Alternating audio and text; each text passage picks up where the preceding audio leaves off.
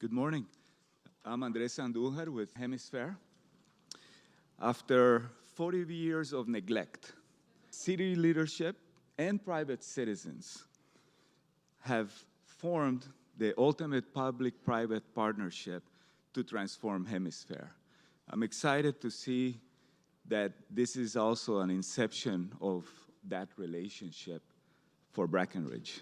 We have an argument that we like to start the conversations about what we're doing that speaks to how great cities have great downtowns and how difficult it is to push back on the idea that parks make these cities fantastic. And so I have an allegory of a lighthouse. In a calm sea, the lighthouse is a beautiful picture.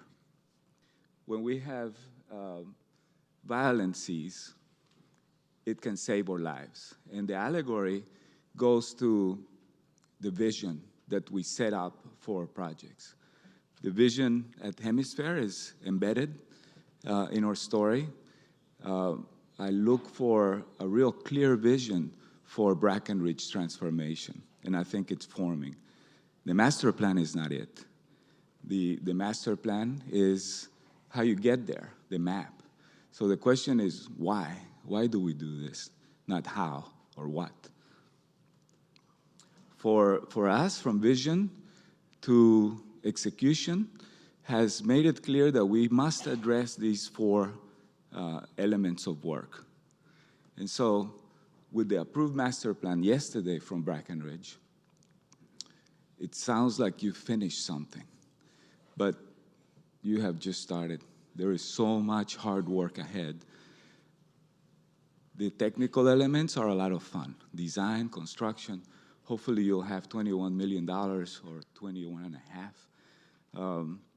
That will help start the technical, to resolve the technical questions. Financial, definitely, is critical. The bond investment is essential. I like to joke with our architects that they learned in school that form follows function, and I remind them that form follows funding. The legal aspects are going to challenge your financial side. Not cheap, critical.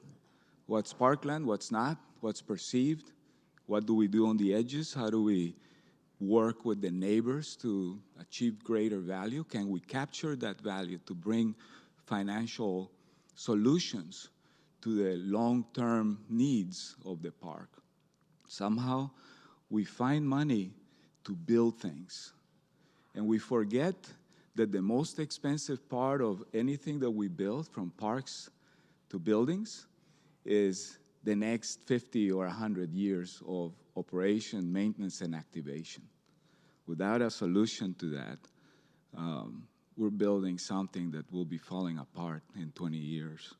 Diplomatic work, and you guys are amazing at diplomatic work, and we're watching this group so that we can get better at Hemisfair with diplomacy. But I would say that we have found a little bit of secret sauce for what we're doing at Hemisfair.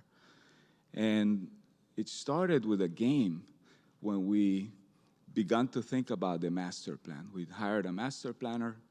We didn't know exactly what to do. We have great leadership, both from the city's perspective and from the private sector, volunteers. I'm always feeling so thankful to Madison Smith, who's in the room, that mentored us through the initial phases. He's the first idea man behind Hemisfair's timing and what may be possible there. But none of us individually had the answer. And so when we started playing this game, we ended up with over a dozen alternatives of what a master plan for Hemisfair may look like. And it was not our ideas. It was the community's ideas. When we gathered 3 times and hundreds of people showed up at Sunset Station, and some of them were happy and singing, and some of them were mad and crying, and we brought that passion and excitement to bring the energy towards the development of the master plan. The follow-on and what's happened since 2011, since 2009, when Hemisfair was set up and then the master plan approved by council, initially the framework plan in 2011, I'm not going to read every one of these lines, but I do want to show that you're starting with this master plan, and you may have some of these subjects that we have on these line items. Every one of these meetings took months and sometimes a year to get to. And definitely the framework and the master plan to a city council B session and then to an A session the following year for approval of the master plan was an enormous effort. We also have components to the master plan under design. We started with the Anaguana Garden. That's opened over a year ago to great acceptance by the community. Why? Because it's the community's design for that park. We are the translators for the community's desires, and the desired outcomes are coming from what we're hearing when we put our ear to the rail and the train is coming. That's what we want to translate into this improvements. There is also, and I don't know if Brackenridge will require legislative action. It may be that it helps you with funding. The state sometimes can help with investment, but it can be also a legal question of parkland designation like we experienced at Hemisfair. When there is no clarity about what is the property line, then you are set up for a great battle that I don't think we can win. That was part of our equation there. And in 2014, we continued on with transfer from the Anaguana Garden to design on the Civic Park, which continues underway. More interaction with council. Every step requires it, but it's not just council. Before council, we have OHP, the Office of Historic Preservation. We have 24 departments in the city that interact with our steps at Hemisfair. So the planning department, what do they think about your plan? They must approve it before it goes to council. And then we also have at Hemisfair a component of public-private partnership that it's inherent in all we do. You already have a public-private partnership at Brackenridge like we do, inherently by the interaction of the board, of the conservancy, and the city leadership. So I know that nobody in the room has heard much about Hemisfair, so I'll just bring you a quick update. Hemisfair is located downtown where the Tower of the Americas is, where you can see that in the skyline. And the larger boundary shown here is generally the boundary of the 1968 fair. I think one of our struggles and community passion has been that as wonderful as the Hemisfair 68 impact in our community and the creation of the convention and visitor industry, and the financial engine that it has become for the community, $13 billion industry, is impressive. But we also like to think of the neighborhood that was there before the fair. And hundreds of homes were removed and families taken out through eminent domain. I have a picture, I wish I had it with me, where the last families were removed by force. So there is a dark cloud that we want to address as we move forward. How do we honor the families and the neighbors, the neighborhood that existed there with what we do now? There was also a park dedication. This depicts the park dedication that existed before we started in 2009. And it's pretty funky, I would say, because what's happened is that the convention center grew over time and over dedicated parkland, which is a legal use of parkland. Just like you have the Whitty as a building sitting on dedicated parkland at Brackenridge. That's cool. But to me, this particular geometry, and I'm an engineer, so this is very uncomfortable for me. So that's why we had to go to legislation, to undesignate parkland so that we could expand the park that would be open to the sky and used for picnicking, and also to help us improve it. So we took what was 6.5 acres of usable dedicated parkland and promised that we would deliver 19 or more.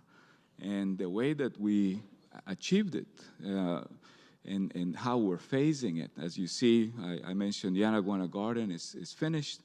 The park portion of it on what we call the southwest zone on the bottom left of the district. And then we are following with the Civic Park, and then we'll conclude with Tower Park at the base of the tower. Adjacent to the park, like you have at Brackenridge, you have neighbors.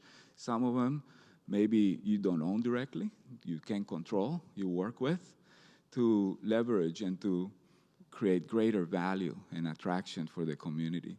In the case of Hemisfair, we have less developable parcels or acreage than we do parkland, but nonetheless, from a financial sustainability perspective, this is our answer for how we create a model that can be replicated throughout the country, because we have studied 36 parks, including the Highline, and have found a common problem.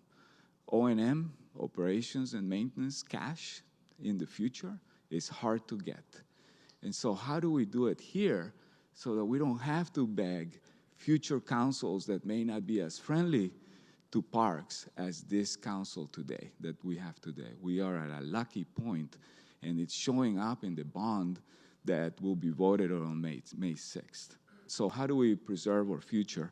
And the idea is that combination of public-private partnerships that bring long-term ground leases, income, revenues to pay and to be dedicated for the maintenance, operation, and activation budgets. So we opened Yanaguana Garden to great fanfare. We have had 500,000 visitors. That will be fairly constant per year. We'll have 500,000. We survey our visitors, and it's fascinating to study who's coming. I was impressed with Lila's assertions of who comes to Brackenridge, and I thought, good story. We have to know who we serve to do it well.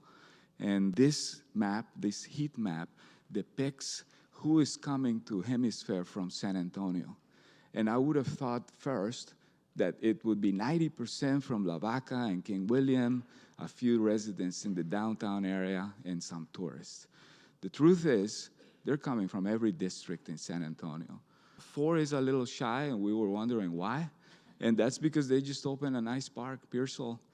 So they are going to that closer park that has a activation that is meaningful also. 86% of our attendees are from San Antonio. So if you thought that Hemisfair is for tourists, you're wrong. We should have bet first, and then I could have collected some money. The ethnicity of our attendees follows the San Antonio's census tract. 65% of our visitors are women. And this is very good news, especially to the guys, but also because when we think about what that means to us, it means family, it means clean, it means safe, and honestly, women make it more fun always. So we have a fun park thanks to that. We also have development coming, not on parkland, next to it. And we're leveraging that financial investment by the private sector to put budgets in place in perpetuity for OM&A, operations, maintenance, and activation. Our first P3 will start construction in a few weeks. Lake Flato is involved. David Adelman is the developer, area real estate, experienced experts. This will be 150 units of housing, public parking that we control, retail. But why do we do it besides the financial impacts? And Charles said something about park activation, edge activation. We're huge fans of edge activation. And development allows us to do this in a very physical way. Buildings do frame the park, and in the case of Hemisfair, it's a true urban park. So it's appropriate to have buildings that show where the edges are.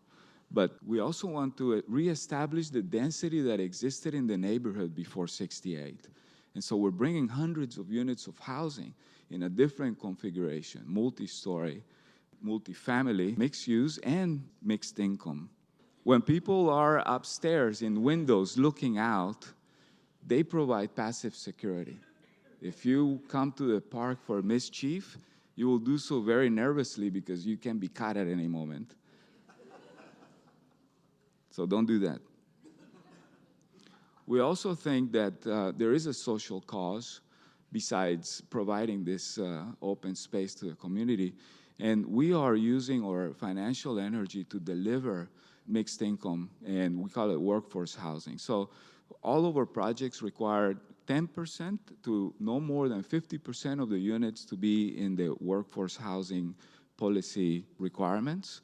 So this is not a voucher Section 8 program. We have San Antonio Housing Authority next door. That's their job.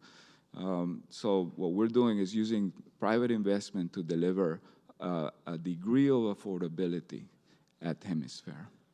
Part of the secret for our park expansion was delivered by Cheryl Scully, our manager, in working with Julian Castro at the time, and now following through with the new administration, the new council members, and our mayor, to expand the convention center towards the east, towards the highway. $325 million investment to improve our convention center. And then we begged for the footprint, 14 acres total, left at the corner of Market and South Alamo, to be able to take acreage of the park. This changed our job from bringing the city to the park to bringing the park to the city. And this is what it looks like today. It's actually a little bit more improved since this photograph. But that's that corner. It's an amazing location. We're proceeding with the Civic Park design. We talked about porosity here, and that's critical at Hemisfair also. We think of ourselves as the octopus with tentacles that are reaching in every direction to grab La Villita and bring energy to their success, and to connect to the Alamo and Councilman Trevino's work on that district. Suddenly, I sense that that district and the Hemisfair district are not only touching at the edges, we're kissing, we're making out. And so this is very good. It's a very romantic opportunity. You all have seen images of what's happening at the Civic Park. I thank GGN, they're present there. Gustafson Guthrie Nickel is designing and doing a beautiful job. This image I like because it shows the three things I particularly want us to be remembered for. We want to be remembered for shade, for water, and for courtyards. And so here on the left, you have a suggestion of a courtyard. And so we don't talk in terms of, I want to be remembered for brick on an architectural, jewel box. I would like to have one, but the things we want to be remembered for, we want to be more related to our five senses and our heart and our passion. The convention center has done an entryway. Here you can see the Juan O'Gorman mural, kind of on the left, on Lila Cockrell's theater. It was impossible to view before this opening of this area. So I think we're going to do a ribbon cutting for this new mural at Hemisfair. It's only been there 50 years, but nobody knows. There is a second mural that was inside the convention center and preserved. Here it's depicted. It's by Carlos Merida, same title, done for the fair. This space here, if you haven't seen it, it's partly open. It's magical.